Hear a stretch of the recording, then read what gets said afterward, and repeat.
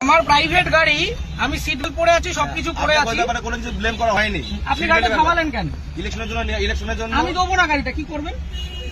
আপনাকে কারণ জানা, এটা আমার প্রাইভেট গাড়ি, দেবো না। গাড়ি তার প্রাইভেট ইউজের জন্য হয়, প্রাইভেট প্রপার্টি নিয়ে নেওয়া যায় ইলেকশনের জন্য। আমার আরে কারণ নাই, নেবো না বলছি তো। আমি গাড়ি আমি নিচ্ছি না। তাহলে আমি তো দেবো না, আপনি আটকাচ্ছেন কেন? আমার অবস্ট্রাকশন করছেন কেন? দাদা ভাই, আপনি কোন জায়গায়, কোন জুরিসডিকশনের লোক? ডাল্লাভ ট্রাফিকের আছে, ডানলাপ ট্রাফিক আমি দেবো না, আপনি কমপ্লেন করুন।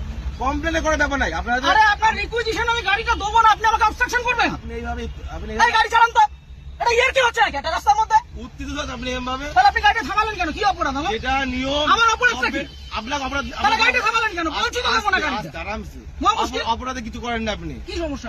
আপনাকে বলেছে আপনি গাড়ি চেয়েছেন, আমি গাড়ি দেবো না, এবার কি করবেন আপনি? কিন্তু এইভাবে আপনি গাড়ি না, এইভাবে হবে না, এইভাবে সব ভুলে যান। আমি গাড়িটা প্রাইভেট, নিজে গাড়িটা কিনেছি, হ্যাঁ অবশ্যই। হ্যাঁ, গাড়ির তাহলে আপনি সবাই- গাড়িটা আটকালেন কেন? সবাই কি অপরাধ? অপরাধ কিছু করেন আমি গাড়ি দেবো না, কি করবেন? কথা বলা হয় না আমি গাড়ি দেবো না, কি করবেন?